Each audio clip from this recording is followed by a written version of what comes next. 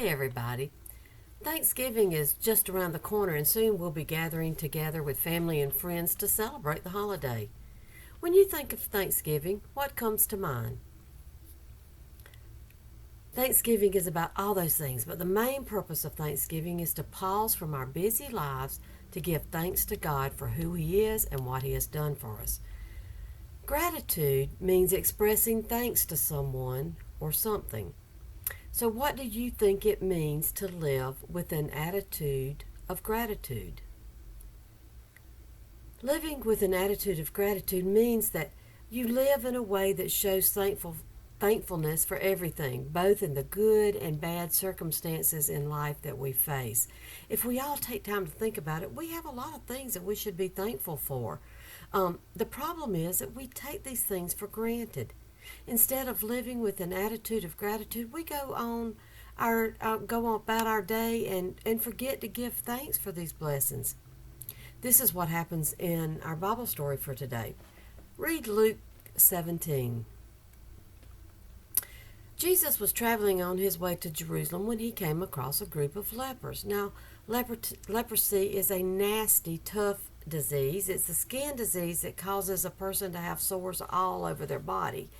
And the disease would spread and worsen until eventually the person might be crippled by pain and irritation. Those who had leprosy were outcast. They were pushed out of their homes, out of the cities. They were forced to live with other lepers away from a normal life. And needless to say, being a leper was a miserable life. So when Jesus came passing by, these lepers knew that he could possibly heal them. And he did. Can you imagine the sight of 10 men running into town with no more leprosy and being reunited with their friends and family that they haven't seen perhaps in years? Jesus spoke words and they were healed. But let's take a look at how they responded to what Jesus had done.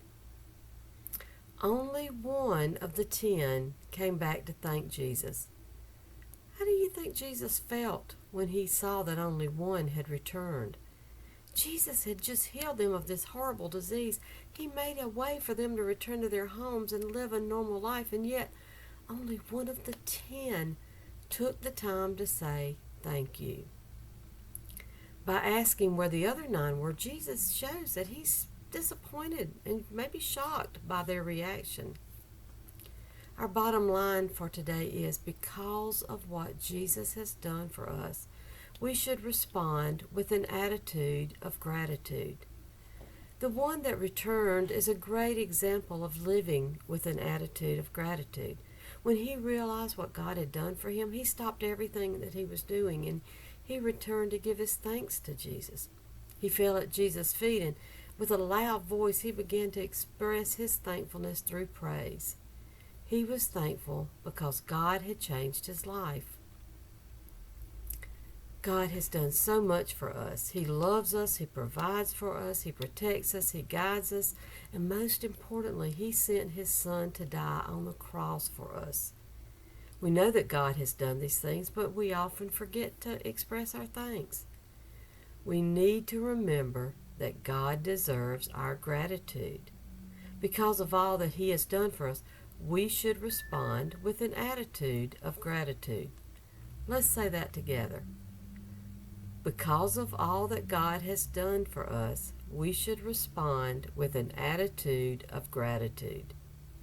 This means that we need to live in a way that shows thankfulness to God for all he has done. We should take time in our day to thank him when he protects us, guides us, or simply does something to remind us of his love for us. We can show thankfulness when we pause before lunch to thank God for providing food, or when we pause after a test to thank God for giving us wisdom. When you realize what God is doing, take a moment to say thank you to him. Thanks for listening. See you soon.